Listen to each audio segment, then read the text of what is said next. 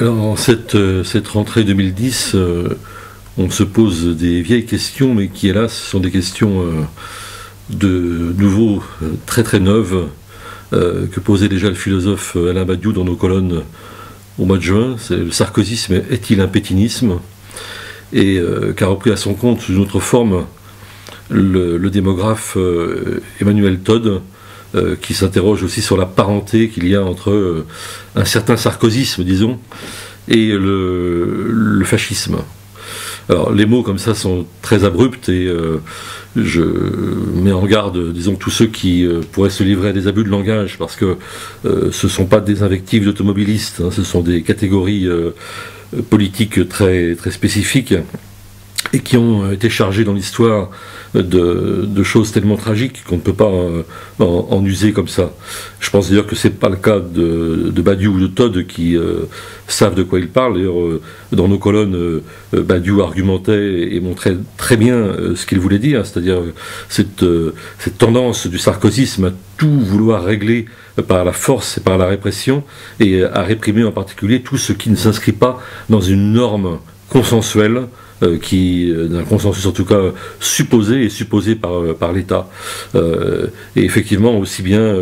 la norme sociale par rapport au travail, la norme par rapport aux mœurs, la norme par rapport à la morale, etc., etc. Alors, depuis lors, le débat sur l'identité nationale est venu précisément aggraver le cas du sarkozysme, si j'ose dire, dans la mesure où ce débat vise à resserrer encore un peu plus cette notion de norme, en visant à la fois des questions culturelles, des questions cultuelles, et donc évidemment de façon sous-jacente des questions ethniques. Il y aurait une norme à laquelle être français correspondrait, et on est là dans quelque chose de très dangereux, surtout que, comme le disait fort bien Badiou, il s'agit pour tous ceux qui n'entrent pas dans cette norme en quelque sorte de répression. Alors, ce que je dis pour finir de façon très, très simple, c'est qu'évidemment ce n'est pas le fascisme, qu'il faut des conditions de guerre, de violence sociale extrême, etc. On n'en est pas là, mais il y a quand même des ingrédients, et quand on entend les vœux de Sarkozy, c'est-à-dire cette tentative là ensuite de revenir en arrière, d'en appeler au rassemblement, d'en appeler à la fraternité, etc., on peut se dire que peut-être que ces gens tout simplement sont d'affreux cyniques, de grands manœuvriers, et qui jouent les apprentis sorciers, et on sait comment se terminait le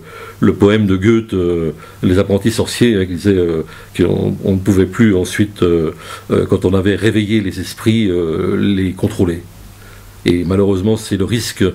qu'on encourt aujourd'hui en remuant cette boue morale, ou amorale plus exactement, au tréfonds de notre société.